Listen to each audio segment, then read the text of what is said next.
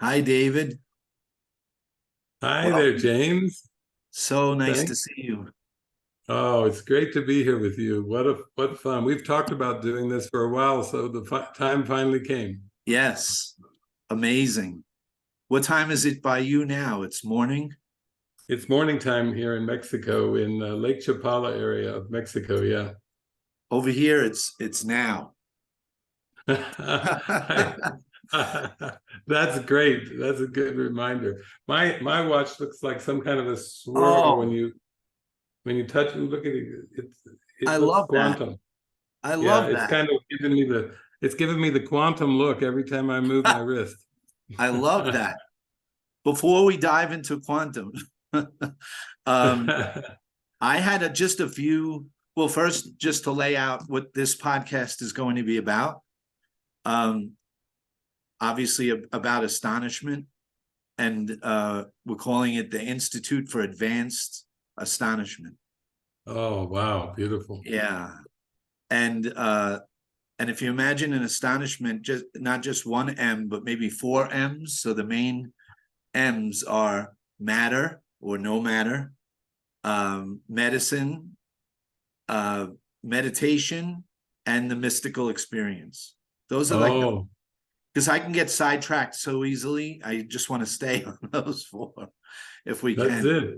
That's you've got the new way to look at things instead of the reading, writing, arithmetic, and everything. You've Right. got a really good choice of M's there.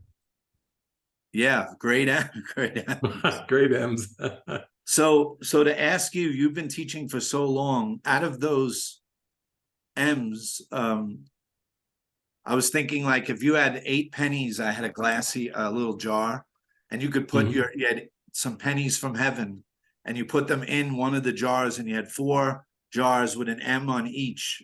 The no matter, the matter, no world jar, or the meditation jar, or the medicine jar, which I think you're not going to use, or the mystical experience. Where would you put? Would you put a couple here, a couple there, or put all your pennies into one of those M's? Hmm.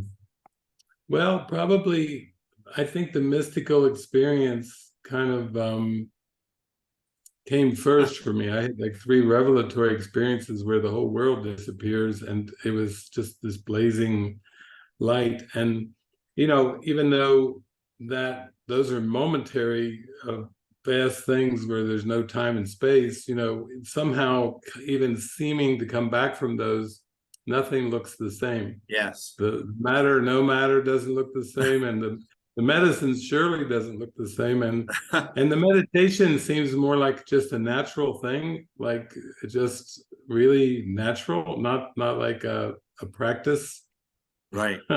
Yeah, it just so happens. so yeah, it just happened. So probably 8 or 9 of the coins would go in the mystical experience, and then it radiates to the other ones. Yes. Oh, that's a beautiful answer. Thank you. And in all your teaching, what really, like you said, let's get beyond the words and everything. What really works? What do you find work? What's the most effective if you had to, if someone could only tune into this podcast and then that's it, their books went away and their internet, but what would you tell them? What's the most effective, potent teaching you can give them? I would say that to me, practicality and practical application, are the core. They're like the bread and butter, and what that means ultimately is being, I'll just call it 100% intuitive and 0% analytical, because I think That's right. just judging by what I feel from you, we live in astonishment. We Mhm. love spontaneity. We are not into structure. We just let it fly from the heart, Yes. and also there's a great simplicity in that. And then if somebody said, "Well, how?" But I mean, if they said, "But how?" I would say, well, the old how question, is it's kind of, when we think of it in terms of time and the means of time and space, it doesn't make much sense. But when we go into intuition and we go into that experience, that the answers are all there, they've always been there, and all the intuition is tapping into the what you need in the moment, what wants to flow through you in the moment, in this moment, then that brings practicality and spirituality together. Right. And then people can say, is it divine presence? Is it a meditative state? Is it an altered state? You can use any name you want for it. Astonishment is I love that word, astonishment. And so what has been in my journey is, it started with A Course in Miracles about maybe 37 years ago, but then it just kind of merged into, I would call it like pray, listen, and follow, where the prayer of my heart is just to be happy, to be joyful, to be peaceful. I mean, I don't have any kind of special prayers or formulas or anything, just to be happy, to be naturally happy is like the prayer of the heart. And then the listen part, I think we get better and better at being like open channels and receptacles of the divine. Some want to call it God, some call it spirit, some call it one-ment. It doesn't really matter. The words don't matter. But to me, it's just, I like living an intuitive life where I'm not acting and reacting and responding to stimuli of the world, but just letting it all come through me, and perceiving the world as one with me and one with all, and feeling that connection, and being joyful and happy in that. So that's what I would say if I had to boil it down into a nutshell. So for someone who's struggling and trying to get to the heart and they're caught in the mind storm, you would say just keep leaning into the heart, do what makes you joyous, right? We both, you and I think that great Thomas Merton quote about if you only know pleasure, you're built for joy. Joy is everything. So find what makes you happy. Like you said, intuitively, just follow your heart. That's your advice. And then how do you lock that in and make it baseline? You just keep leaning in. Yeah, I feel like it becomes very, very involuntary. Like how with the yogis, they used to, with all human beings, they thought that there was voluntary processes and involuntary processes. And then with the studying the yogis, they found they could seem to control their heart rate and their pulse, things like that were basically thought to be involuntary. But I find when we go more and more into the intuitive, it's just a natural flow. And the struggle is when there seems to be some kind of ego attempt to control the world or control people or even control the body. And I think a lot of times people associate miracles with these, parting the Red Sea or turning water into wine and things like that. But I actually see that Jesus has really taught me that miracles are involuntary and they should not be under conscious control.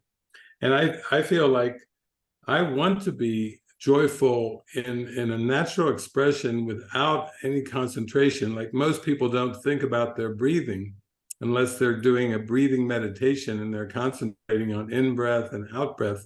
They don't think about it. Right. And I feel like that's what Jesus meant when he said, don't let the one hand know what the other hand is doing. I think he was teaching us that this is a natural state of mind, but it's very involuntary. And when he says it should not be under conscious control, he means don't let the ego try to make something out of this. Right. Because we're not interested in the ego making anything out of anything. Right. Get out of your own way, you're saying. Yeah. Get out of the way. That's it. And a little question just popped up. You talk a lot about that inner guidance, the listening to the inner voice. How can someone who's a beginner maybe know that they're not listening to the ego there? How can they discern? How do you help them with that? Well, I think in the most clear-cut, simple way for a beginner, the question, how do I feel, is an actually good discernment question. Because a lot of times you've got some unconscious program that running that even for the beginner, it's very subtle. And yet, if you use that discernment tool of how do I actually feel now, if there's any kind of tension or stress, if there's any kind of like a harsh kind of feeling or a flatness or a deadness or a numbness or anything, I think that's a good starting point, is how do I actually feel? And then you can start to use that. If you don't really feel light and joyful and happy, and you're not in that moment of astonishment, Right. then that's something to take a pause with and say, am I Right. doing something out of past programming or something, or something that's not really joyful to me right now? I like that. One of the last lines, the last page of my last book, I talk about, if you think you are there, it's almost what you're saying. If you think you're there, you're in this deep state of something and you think you're there. If you don't inside or outside yell, holy smokes, or I used a different word in the book. holy, holy something, holy F, holy. If you don't say that, you're not, to go back, you're not there yet, Yeah. It has to be Yeah. that you'll know when you, my teacher told me when I first had that moment that you just described before, about that flash of light and the world disappears. And I was so ready to pop because I studied with the amazing Randy. I don't know if you're familiar with Randy. He was a Houdini successor, a big magician and escape artist. And as a child, he was one of my idols, one of my heroes. And he would do a lot of work against phony psychics and phony faith healers that used gimmicks in order to make it look like they're getting it from God or have these powers, but they were using a $5 trick from the local magic shop, And so Randy felt he had to step up, and since it was his profession in magic, to point out that these people, not that everyone is a fraud, but some people are taking advantage of people. And in one of his books, he put his address. And so I wrote him a fan letter, and I was a little kid. And then we got to meet, and I showed him my magic, my sleight of hand, and he became my teacher. And so I fell deep into atheism and skepticism, and he was like the godfather of all of that, with Carl Sagan and Isaac Asimov and Richard Dawkins. And then I met my teacher, and he said, everything Randy said is wrong. Everything is wrong. And Randy's not skeptical enough. And you'll love this. I said, how is Randy not skeptical enough? He's the head of the skeptical movement. And my teacher said, he's not skeptical of matter. He believes in matter. He thinks this is it. This is solid. So he didn't go. He's not a real skeptic. He's not a radical skeptic. And that blew my mind. And I had to sit with that for about 16 years. I didn't see my teacher, Paul. There was no contact. And after the 16 years, I was so ready to pop, and we came together again. And I had that giant mystical experience of no world, and there was the astonishment. And then he looked at me and said, what are you going to tell Randy now? And that was what the first book was about. How do I tell my teacher? That's lovely. That's lovely. So after that, a few years later, I tried a psychedelic in silent darkness, just to see if it would match the state, and it did. So I just wanted to ask you, and I know you, if you don't want to talk about it, you just say move on. What is isn't like seeing this. I remember Malcolm X was sitting with Elijah Muhammad, I think down south somewhere in America. And Malcolm X was saying, how do we tell the people? How do I show my people how beautiful life can be? You know, that they don't get it. They don't get it. And Elijah Muhammad showed him a really dirty glass in the diner. It had like whipped cream in it, and you know, those filthy old, it was so horrible. And he said, all they know is this. All they know is this. That like this vision. He said, you have to show them. And he reached down and pulled out a crystal clear glass of water and said, let them see the clean glass of water. And if they see that there's something, that's the astonishment. They've never experienced something so beautiful. They haven't seen, they have, like you would say, the perceptual problem. They see the world a certain way. So it seems like the medicine can, taken right, properly, even just once, can show you that clean glass of water or that joyous state. And what, do you have an opinion on that, or? Yeah, I mean, I've certainly met a lot of people around the world when I've traveled, and I've introduced dear friends who were into the course, but were a little frustrated with what they perceived as the slow process of human evolution. And well, here's a shaman you maybe should meet. And then it kind of sparks a lot of things like that. I actually did there was a series, I believe it was on Netflix, on psychedelics. You may have seen it, but I used that. I did 2 back-to-back movie workshops where I just used those beautiful presentations on psychedelic medicine to kind of open people's minds up to take any of the judgments away, or the negative connotations that they had from their programming. So I find that there's many ways that the mind can finally have a glimpse of that clear water, like you just described, that clear glass of water. And I'm welcome them all. It's kind of funny, even with the Course in Miracles, when Judy Scutch, the publisher, was still living, I was going out one day to have lunch with her and her daughter and the staff at her house. And I happened to stop off and visit a medicine retreat on the way there from a friend of mine who was holding it with a shaman that I had introduced the two. And so when I got over there with Judy Scutch and her daughter and all of them sitting around at the table, they prepared lunch. And we're sitting there starting our first bowl of soup or something. And then Judy, who was one of the original 4 with the course, you know, she looked at me and she said, so what does toad have to do with A Course in Miracles? As I'm sipping on my soup.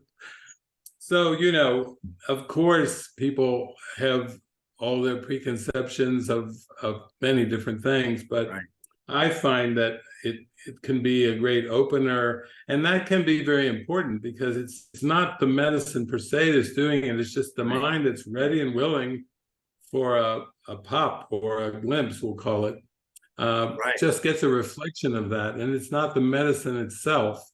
And therefore, I tell people, you know, all these fears around addiction or whatever misconceptions they have, you know, it's just see it as a symbol. Like if you had a dream at night and you had this amazing epiphany during the dream at night, you would wake up and you would go, wow, amazing, thank you.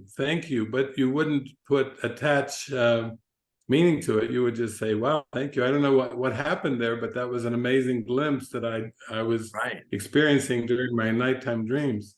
So that's kind of how I see it. I see it as ultimately it's the spirit teaching us that the universal spirit is the end, and then all of our experiences in form used by that universal spirit become the means to experience that. And at the end, you see that the means and the end, like Abraham Maslow taught in his self-actualization, they're the same. So the means is now and the end is now. And we get away from that linear thinking with it seems to be just the ego is pervasive with this linear model. Yes, because I remember you saying whatever symbols work, tune into the symbols, and whatever works to get you there. It's like you said, I use this often.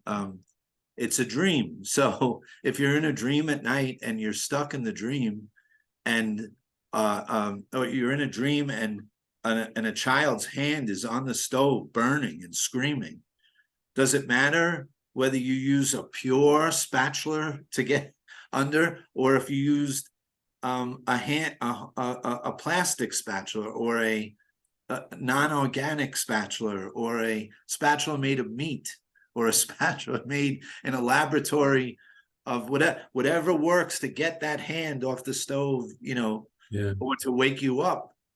And the Yeah. medicine seems like these astonishment medicines seem like almost like anti-sleeping pills. In the dream, when you take it, it does the reverse of a sleeping pill and it wakes you up, but it goes away. And it's like you're in jail, in prison, and all of a sudden someone says, drink this, and now you're in the most beautiful meadow, and it's so amazing, and you're in that joy, and you can't believe you're out and you're free. And then you sleep again and you wake up and you're in the jail. You're never going to be the same again. You've seen the clear glass of water, and now you'll try to find a way out of the jail, or realize that you've created, you're the warden and you're the guards, and you could just open the door eventually, and you just walk out. You don't have to put on a guard uniform. You go to the warden's office, there's no one in there. It's just you. Yeah. So I'm so happy to hear that you. So why do you think some teachers won't? They won't. Your answer was such a breath of fresh air, but some teachers won't go there. Could it be that they're just afraid of the dangers? Like what happened in the '60s and abuse of the medicine, or are they playing the long game and they're just keeping the astonishment to themselves so they can string the students for 40, 50 years? Well, I think the curriculum is just letting go of the ego, and it's a highly individualized curriculum. So there are many ways that the Spirit uses form to teach the universal curriculum. It's kind of interesting because when I was going I was going around the United States and Canada. Then I started going around the world quite a bit, from starting like around 2003. I started with the world travels, going down to Argentina. Then it just exploded and it went to 44 countries. But there was a point when just like when you worked with your teacher, where it's a deep connection. And I think probably around end of 2008, the internal teacher, which for me was the presence of Jesus, was saying that I would start to use Christian symbols, which when I'm traveling as a mystic, and it comes through in all kinds of ways that are very, very helpful. I was speaking to many audiences. Some of them believed in God, some of them believed in science, some of them believed in agnosticism, all kinds of things. I was just there in the joy and connecting.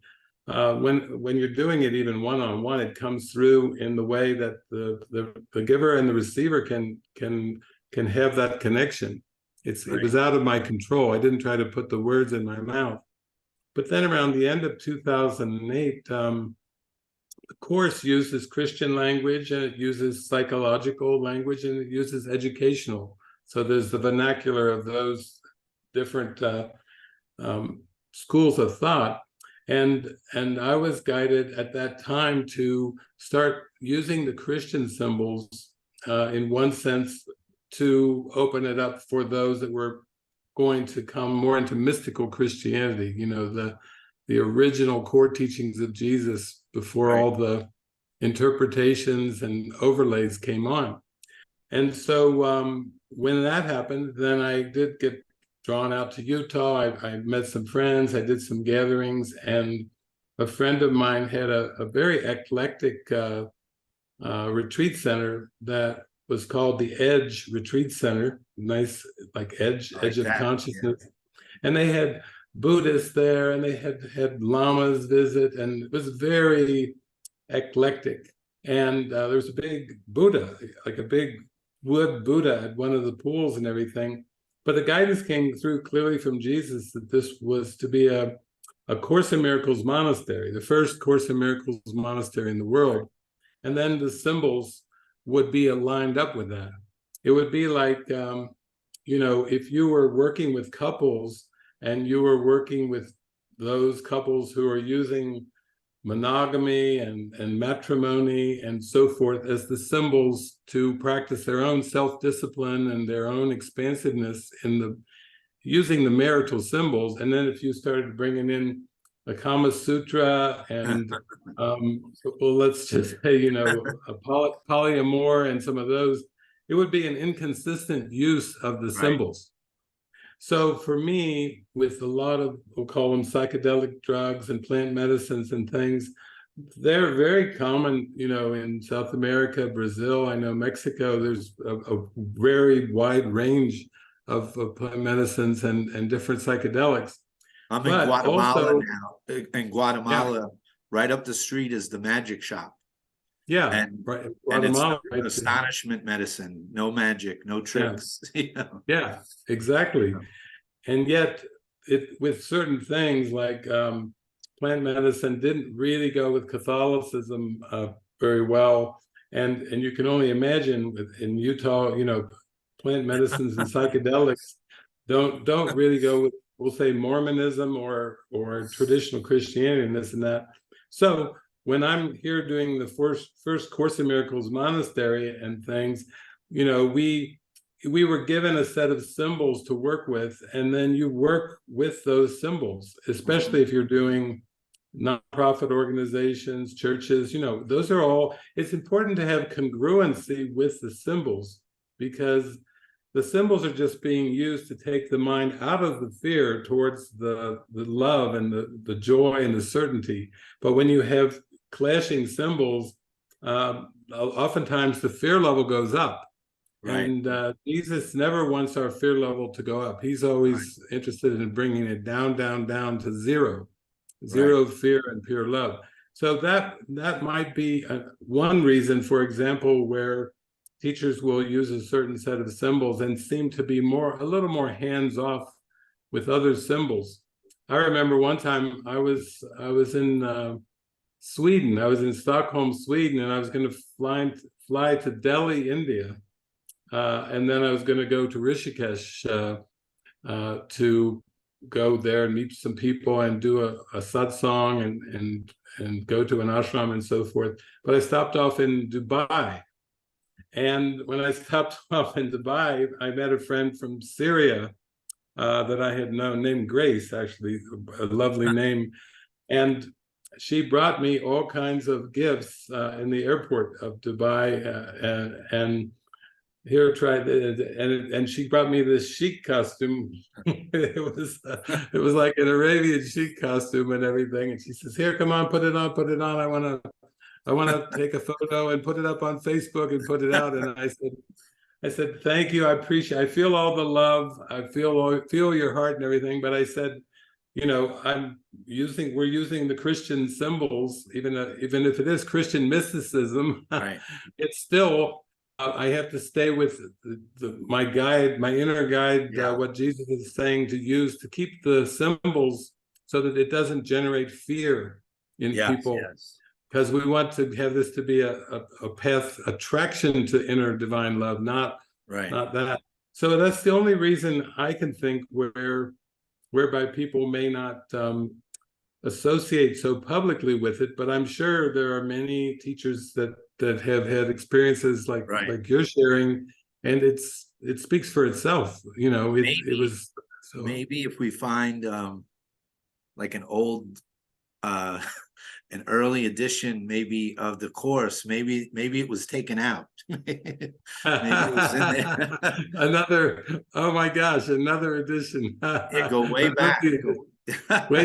way back. Yeah. Well, everything you just said was beautiful, and that makes a lot of sense. And two things. One, you know Brian Marescu's book, The Immortality Key?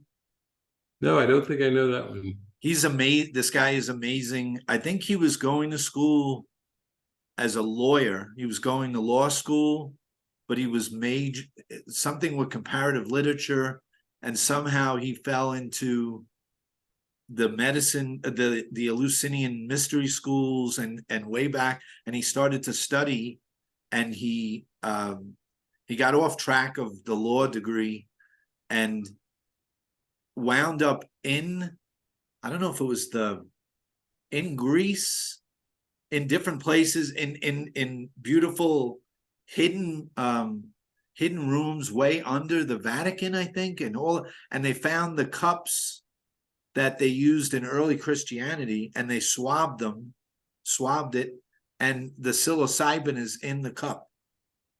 And even Richard Rohr said, we used to drink God. We used to drink God. And so maybe the medicine's been erased from the early, that volcanic mysticism in the beginning of Christianity. You know, maybe it was part of the whole thing and it's been erased over time, sort of the way, as you know, physics, these early, the founding fathers of physics were all mystics. Planck and Schrodinger, all mystic. They talk just like we do. Matter is an illusion. Consciousness is first. There's only one mind. And then since like the 40s, 50s, it's like a conspiracy to give physicists a job or something, where they still cling to that 0.0001%. There is something there, some kind of little particle, you know, instead of a wave, and they hide it they swept it under the rug. Planck and Schrodinger, you know, they make them like they're hippies or something. Yeah, they were quite embarrassed or quite afraid to share their findings. Yeah. They were. I didn't know that. Yeah, I think too that a lot of poets, very mystical poets and transcendental poets, you know, they would come to these huge awarenesses, and then came the question of whether to share it publicly, because the world was made by the ego. The cosmos, you know, is a projection of this tiny mad idea of separation. So there's always a little bit of hesitation or trepidation in terms of sharing. So to keep it underground, maybe to keep it buried a little. But for us, you know, when you come into the astonishment of it, then you can't help but share it gleefully. Yes, and when you did all your travels, and I love your story of letting go, and the car didn't have gas, but yet you drove it and then the gas showed up, and you kept going, and you just kept following your heart. You drove a car though, and you flew in a plane. You could have walked, but you used this new technology, and the medicine might not be new. It's ancient technology, but it's for you to go to India by swimming wouldn't be as good as you took a plane. You took a plane. So the medicine is like a plane. It's like a rocket. And I'm not about abusing it at all. I mean, totally sacred. But, you know, all right, I don't want to push it too much. But I think we got somewhere with that. Yeah. And I think I understand that maybe other teachers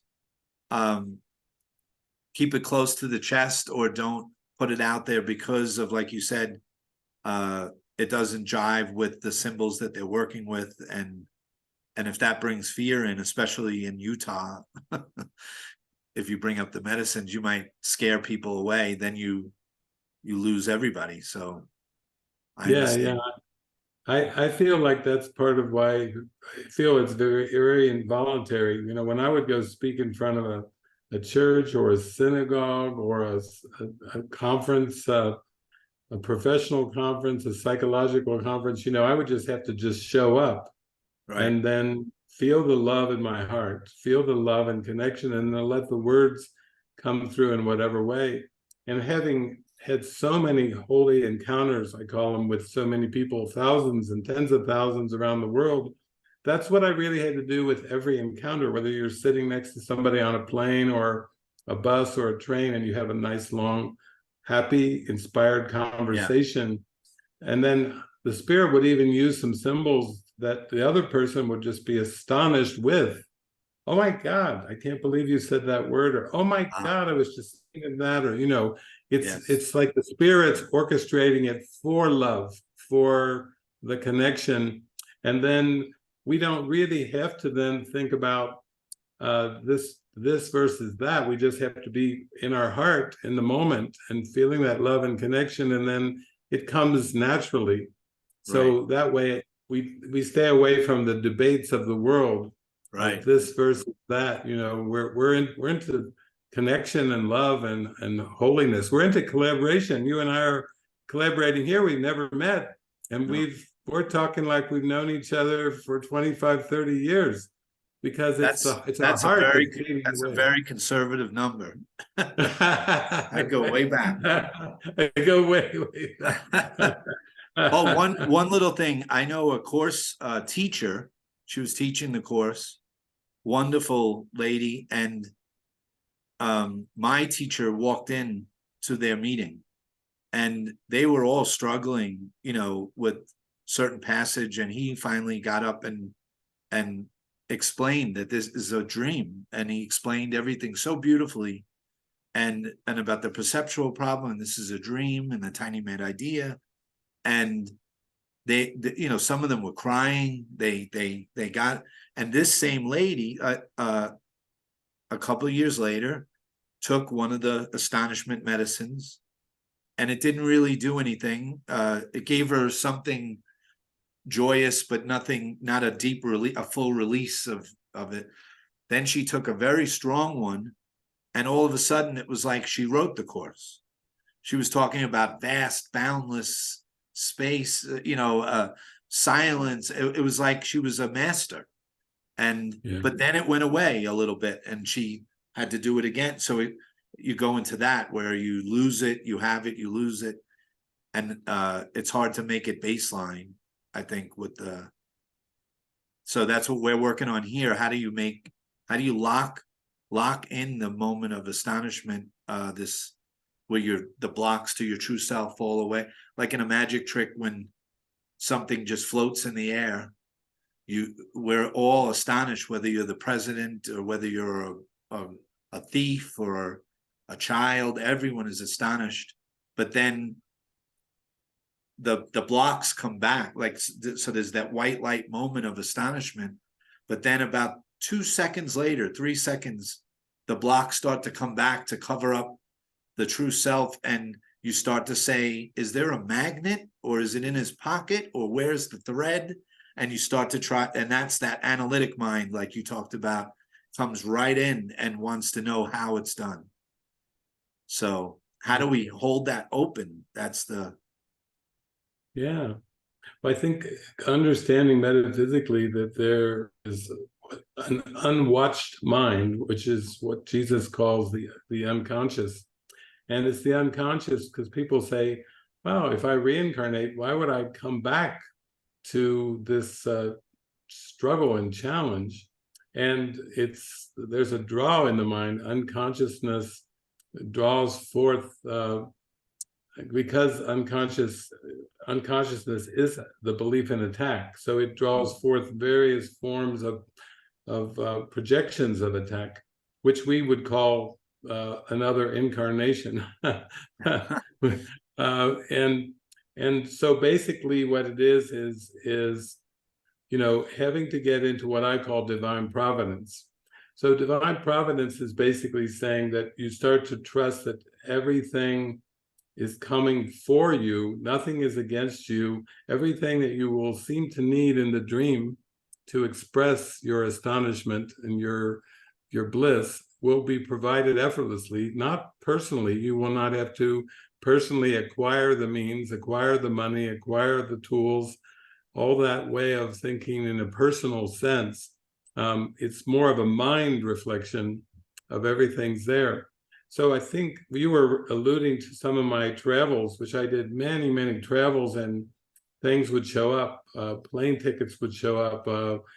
Here, can I put some gasoline in your car? Oh, okay. Here, I made a little sack with some sandwiches and chips and an apple for you to take on the road. Wonderful.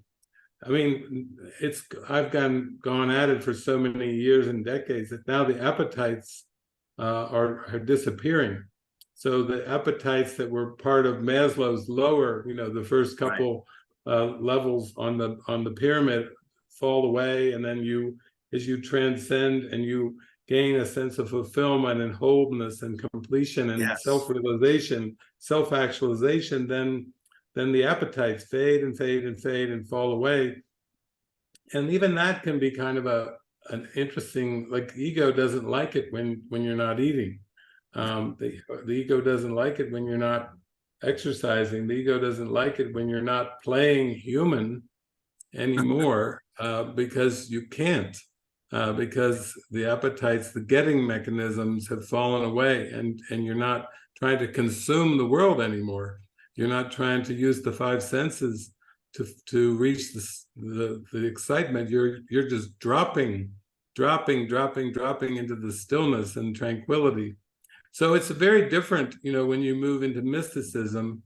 I would say mysticism is mystical experience, which you've had and I've had, that gives you like a full-blown blast, a glimpse of we'll say reality. And then when you get into what seems to be the day-to-day, where the ego wants to creep back with the same blocks and hindrances and limitations, a devotional life of just showing up for God, like showing up for joy, showing up to give, showing up to extend. Giving washes away the getting mechanism. So soon you don't have that getting mechanism, or, I have to get this, and you don't have any agendas. You show up without an agenda.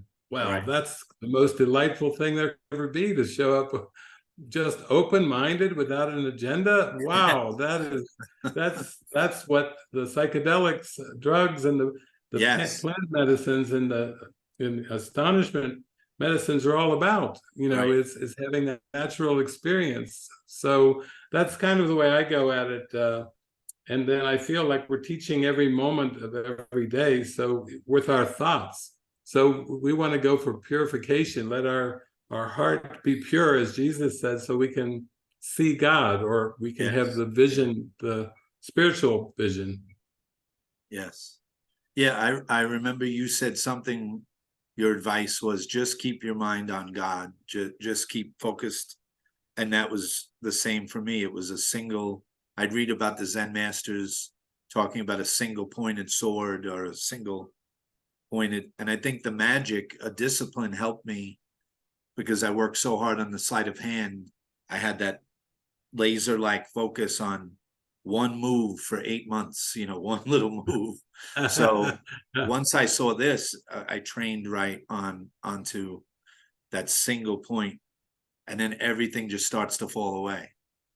Or I would say, I have to stop doing this, I have to stop doing that. And my teacher would say, well, that's ego if you try to stop it. And I'd say, oh, and then it would fall away within 2 weeks or a month later. I would declare it and then still do it, and then it would just fall away on its own. The seduction of it, it's almost like a sticky fly paper of the world starts to, I like that. So I when I first read the course, I bought it from my mom, and after I had that amazing, astonishing experience in 2009, right about when you were 2008, you said you were totally letting go, right? It was new for me in 2009. I bought her the course, and I tried to read it, and it was a locked book, totally locked for me. Too much Jesus, too much God for an ex-atheist, it's still, so I'd cross out the words and I'd put source or pure imagination, or, and too much capital H for him. And now it took years, around 2016 when I wrote the first book. So it took 7 years for me to come back to the Christian mysticism and Meister Eckhart and you and my teacher like brought, and I am so in love with that Christian mysticism. I mean, mysticism in general, but Christian mysticism, and going back and correcting all the duality, which is what the Course does, you know. Amazing. And one thing I could say about the Course, I can never word it right, but I'll try, and I'm sure you'll say it better. I try to say to my friends how great this book is, but it took many years of throwing it in the garbage, coming back, throwing it, kicking it across the room, re-editing it. Now, that book is, I don't know the right word. It doesn't give you an inch. Like, it doesn't let you get away with anything. And I think that's why the ego pushes it away in the because you cannot read it and get away with anything. Yeah. What's the word for that? Like, it's a fierce teacher, fierce. Yeah. Loving. It's loving, and it's also uncompromising. That's it. Yes, that's it. That's it. It's uncompromising. Yeah. It's so potent. Yeah. It's so potent, but for most people, it's too big. It's a lot. It's a big commitment.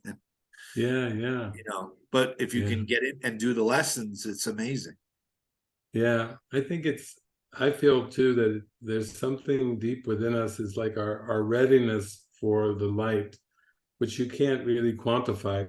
But when we're ready, we draw forth the symbols that are perfect for us, that show up. And it can be like, for you, it took the magician, and then the skeptic, and then the medicines, and a whole different route. And it's always, I feel, part of a prearranged plan that the spirit knows us so well. It actually knows even our ego's belief structure. So it knows the perfect little pinpoints way to penetrate that ego defense pattern in perfect timing too. So that it's out of our hands. We just have to just feel a sense of immense gratitude for the love that comes into our awareness at the perfect time, in the perfect way. And then we start to realize it was all for us, and we lose this sense of judging against things, which was our old habit. Our old ego habit was labeling and dismissing and judging this and judging that. And I actually came through Christianity, and then when I went to university for 10 years, I studied so many different things, not only psychology, but different kinds of spirituality, and really opened up. I think my philosophy was leave no stone unturned.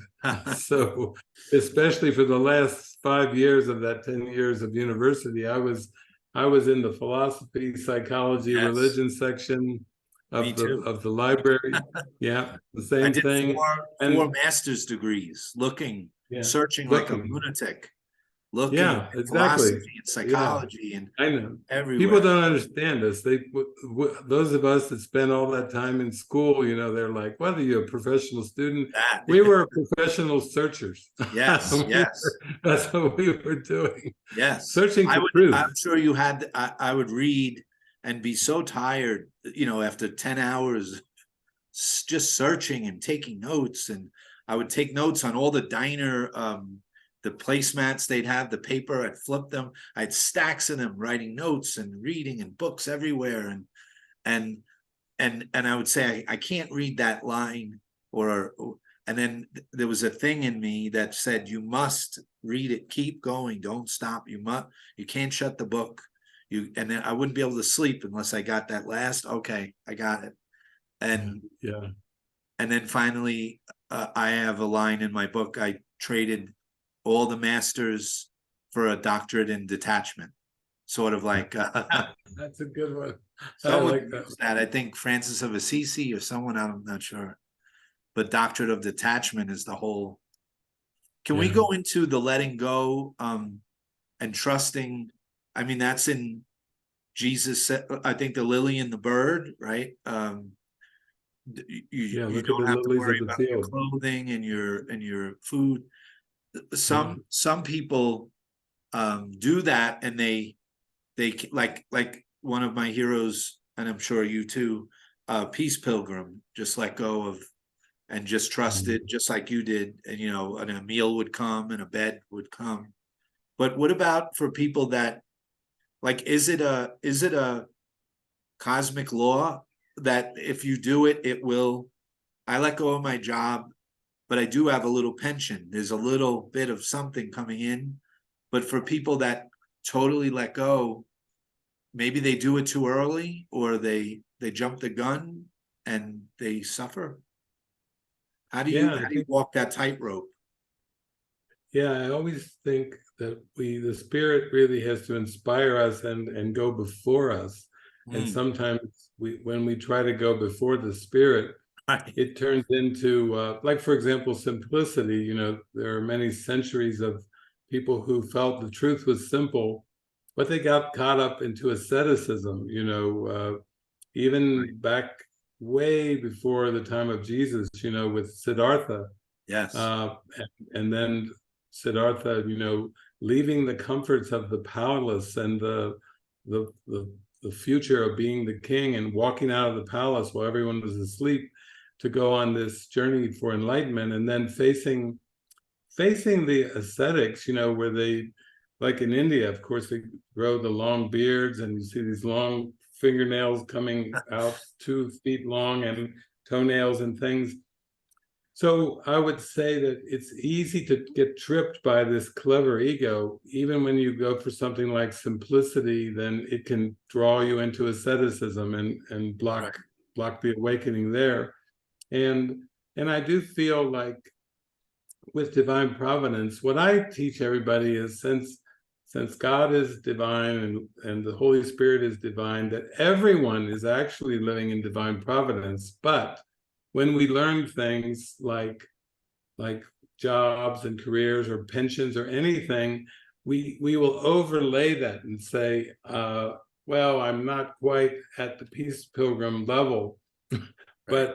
But actually, we all really are. We're all always living in divine providence.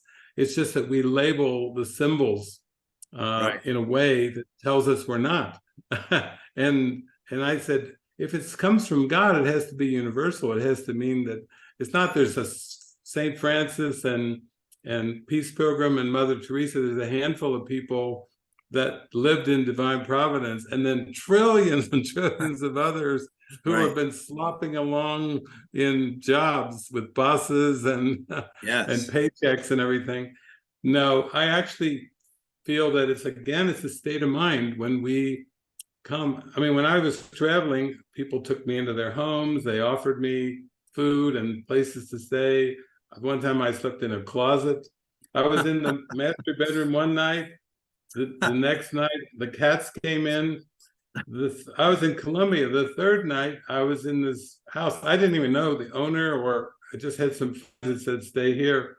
The owner came home, and I was up sleeping in her bedroom, and she comes up and she gets into the bed. And I'm like, okay, Jesus, Okay. I was just like, surreal. I'm here alone, and then there's cats, and then now here's this beautiful Colombian woman in the bed. It gets in her nightgown, and when she gets into bed, she's like, I'm so honored to meet you.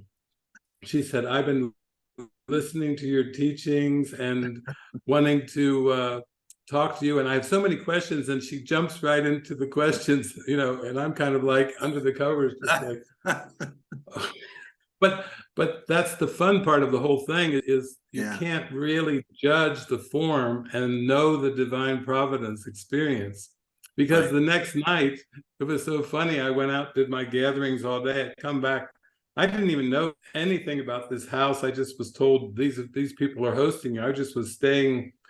So I come in, and she's there now, the owner of the house, in the living room. And she said, oh, David, I want you to meet my boyfriend. And it looks like this guy, the Greek singer Yanni with the Yeah. long, long, and I'm just like, surreal. And so meet my boyfriend, and da da da da. I said, great, great, great. So she comes over to me and she says, oh, my boyfriend and I, we're going to be up in the bedroom tonight. I said, of course, right? I sleep where it's offered, eat what's offered, sleep. And she said, but we have a place for you. And they had taken a closet, a walk-in closet, and put a mattress down. And I thought, and she said, is this going to be okay for you? I said, perfect. But you see, you really have to be open-minded and in a place of just joy and connection and purity to not interpret against the divine providence. Like, we're always living in divine providence. It's only our conditioning that would tell us we're not. Do And you that's think where we want to question it. anything about what, a lot of these, you're a good looking guy, what if you look like Quasimodo?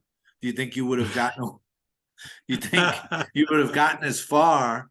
There's a lady here. This is such a beautiful place in San Marcos, Guatemala. And there's a hippie highway, and it's very spiritual, and it's like a vortex. I'm sure where you are is the same thing, and everyone's doing the work here and healing, and everyone teaches yoga, and everyone teaches massage. And this one lady, very beautiful lady, said that she thinks that beauty, it shows the soul. So the beauty and the soul are connected, the physical beauty and she was convinced, and she's a psychologist. So do you think that plays any role, or is it that most of the people that get further letting go, and people take care of them, it's because they aren't, they're attractive and kind and charismatic also? Or you don't really see a hunchback or someone with no legs out there on the lecture circuit getting taken care of. I don't know. I don't know. Quasimodo, not on the Quasimodo circuit there. No, I know. The thing about it is, I feel like the world is a dream world, so it's a world of symbols. So the symbols get used. People have told me that they said, David, who you were in a past life, and I don't even know. I don't want to touch that one with a 10-foot pole. They said you were King David. Jesus was in the lineage of David, back to Jews and King David, and we all know he went through some pretty tough stuff with Bathsheba and being the king of the Jews and everything. But the thing about it is, it's interesting. My in this life, I was named David from David in the Bible. After that king, my mother was Evelyn or Eve. My father's name was John, very famous Book of John in the Gospels. And my sister, my only sister, her first name and the second name, her middle name, were the two parents of Jesus, Mary, Joe. Right. Oh, that's perfect. I was like, ooh, what a setup. What a setup. And I'm James, Jesus's brother. Yes, James, here we are. James and David are reunited here talking about Jesus. But I actually feel like as you go deeper inward, that metaphor may hold up a bit, but then, if you start looking at the first lesson of the Course in Miracles is nothing I see means anything.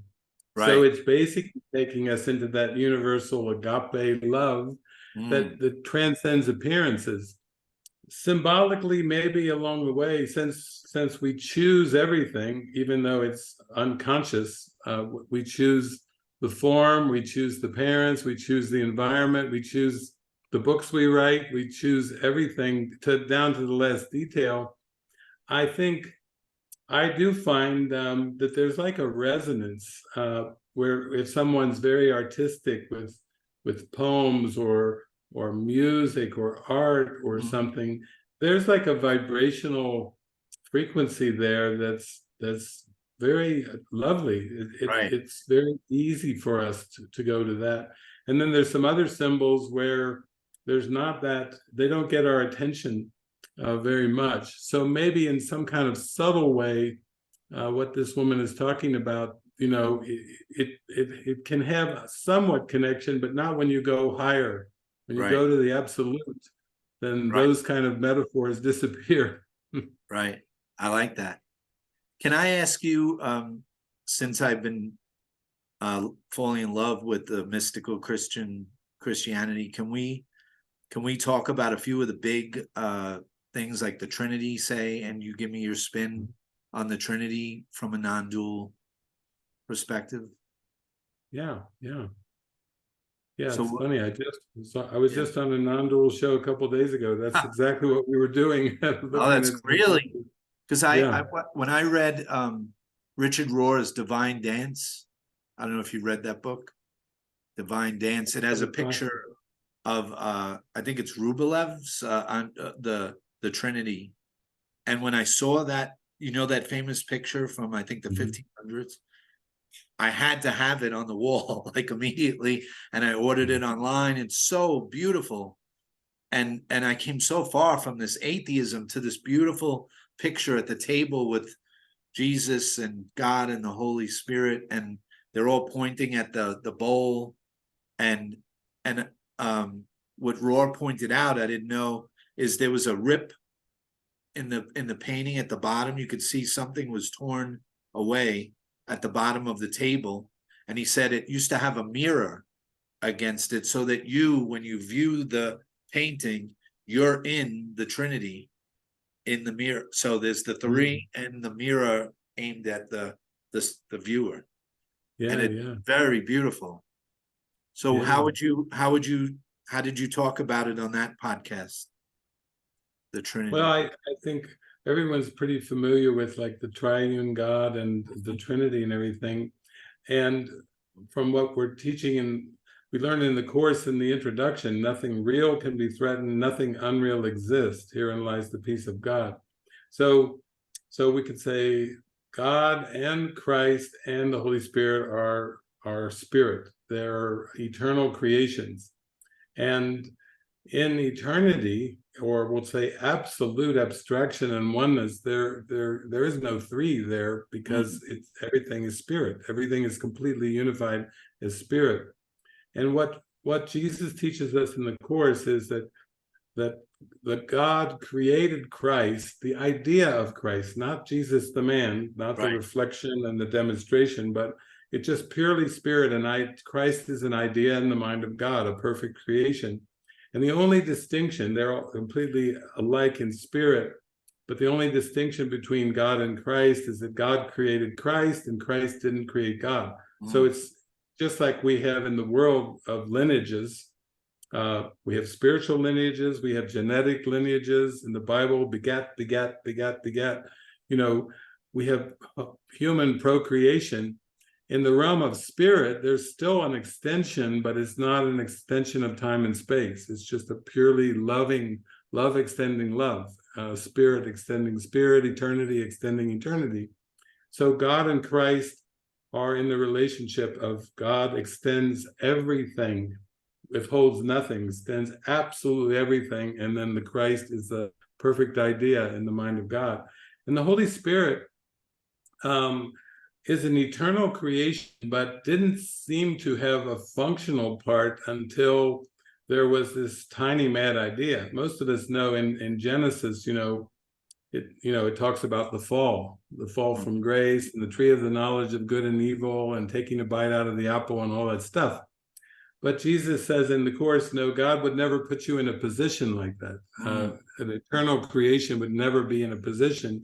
But his version of it is, into eternity where all is one, there crept a tiny mad idea at which the Son of God remembered not to laugh. Okay, well that's our new Genesis. Now let's leave the fig leaves and the naked bodies and the apples and the trees out of it. That's a very succinct summation from Jesus Christ. That's great. And what we could say is the instant that belief in separation, we'll just call it a belief, ever since that belief, then the Holy Spirit was given not consecutive, but a simultaneous answer. as soon as the belief seemed to arise, the correction was given simultaneously. And so it doesn't take time to correct. It's already been corrected. It was corrected that instant. Love it. Love it, love it, love it. This is translating Christianity into mysticism. Oh. And then you see that the Holy Spirit has now a function where he sees the error, but he knows it's not real. Whereas the Creator and the pureness of Christ don't have any idea of an error. There is no error in heaven. Right. But when Jesus left, he said, "Before I go, I will bring to you a comforter." So we could say the Holy Ghost in Christian terms, or the Holy Spirit in Course in Miracles and some Christian terms, is simply that universal spirit that takes the form of an instructor or guide, comforter, just nurturer, and it seems to take a force. It takes the form of a voice when we need a voice. If we believe in words, then we actually need something that's going to reach us in the words, because we believe in words. And so that's that bridge. We'll call the Holy Spirit like a bridge back to the remembrance of the oneness and the pure spirit. So that's my short. I love that. Can you say, I always go back to the Wizard of Oz. I always go back to the, and Glinda would be the Holy Spirit, I think, right? Yeah. Glinda, You've always had the power to go home. Right. Yeah. And she gives her a little mantra. Yeah. There's no place like home. There's no, and that does it. Yeah, that So does Glinda, it. And in the Wizard of Oz, then would Dorothy, if that was the metaphor, Dorothy would be the God, I guess, if you used it as a metaphor. Dorothy as God, or Dorothy in the dream as Jesus, or everyone's. Well, I think Dorothy kind of represents humanity, because Right. When we start off the movie, she's in Kansas and she loves her family, but there's a neighbor who keeps stealing her dog Toto, who later on will turn out to be the Wicked Witch of the West, as far as dream symbol. The same actress plays both parts. So I think Dorothy represents all of humanity. And then Glenda is kind of like the Good Witch, is like the Holy Spirit character that's saying, there's no place like home, the mantra, you always had the power to go home. And then when she finally has to go and expose the wizard, which is trying to be a puff of nothingness, all puffed up, until Toto, the dog, pulls the curtain. The guys in there with all the levers trying to make this big, fearful image. Yeah, it's not really fearful at all. The dog pulls the curtain on it. And then Toto, I think the Wizard of Oz is good. It's good metaphor. Toto, when I looked it up, means totality. So like in Toto, which could be, Toto never changed. Toto's just the innocent, maybe like God, I don't know. And then the Munchkins seem like Dorothy's, like you said, the bliss and the joy of her. They're so innocent. It's like that inner innocent child, that our true state, these little munchkins that just giggle and laugh, and they never get upset. They get a little worried when the witch comes, but such a beautiful thing. Beautiful metaphor. Singing about Lollipop Land, and that's beautiful. The Munchkins. Let's not forget the Munchkins. And the flying monkeys, so I could attack thoughts. Yeah, flying monkeys. Yeah, as soon as you mentioned Quasimodo, now we're into Quasimodo and Munchkins, so everyone's included. That's in the Toto. Yes. That's the total mind. Yeah, everyone's included. And what's so beautiful, I try to tell people, is the yellow brick road, that whole beautiful spiral. It starts out as a spiral, and the yellow brick road, brick by brick, there is no solidity to it. It's just a dream. The whole thing is, Dorothy makes the sun come out. Dorothy, it's all a dream. The flowers, when she goes in the forest and the trees are grabbing her, that's just the mind. And I love when the trees are throwing apples at her. The apple tree throws the apples, and Dorothy, something flips in her and she starts to collect them instead of getting upset at the tree. She collects them and they make lunch out of the Yeah. apples. Yeah, I love it. I love Yeah, it. good spin. And then you have the Scarecrow and the Tin Man and like bodhisattvas or angels that help, all parts of Yeah, her that she thinks she doesn't have. Courage. yeah, yeah, It's yeah, good. yeah. That's It's a good amazing. one. Amazing. What you have a favorite? I know you wrote that great book on movies and enlightenment. Do you have one favorite that you go to? Well, no, I mean, it's always whatever the moment is, and Yeah. what I sometimes had done. I think I did like 3.5 years of mystical movie workshops, but I would put out like a poll and ask and put out some themes and ask people to vote, and then I would look at the top 2 or 3 themes, and then I would Right. just pray and get whatever would be the best teaching device, the best Wow. movie to help reach the experience of the themes. Right. So it was always based on what people were expressing to me that they wanted, not so much. I mean, sometimes I think in the Movie Watcher's Guide to Enlightenment, we have different pages about the top 10 movies for spiritual awakening, and of course there's the classics in there, Matrix and Truman Show, Source Right. Code, Lucy. There's lots of them that are amazing, but I don't think I've kind of got into a state of mind now where I'm kind of blissed out, and I just enjoy, like, with that wow experience that you talked about, the astonishment experience. I feel like I like living in the astonishment. Yes. Yes. That's my favorite state of mind, is Yes. astonishment. I love that. And would you call that the happy dream? Is that the definition of the happy dream right there? Yeah, that's it. Because the happy dream is a dream of non-judgment. So in the happy dream, all things are equally acceptable. Yeah. All things are equally acceptable. Yeah. Beautiful. Well, David, I don't want to keep you too much longer. This has been wonderful. I hope we do it again, or I'll see you down the road. Thank you. Yeah, this is beautiful, James. And just send me the link when you put it out, and I'll try to share it on social media and things, so people can be aware of your work and That would be your great. books, and that would be fantastic. So I really look forward to that, and it's just been an honor and a joy, and what fun. We lost track of time here as it just flew by on us while we were just here in the joy. Yes.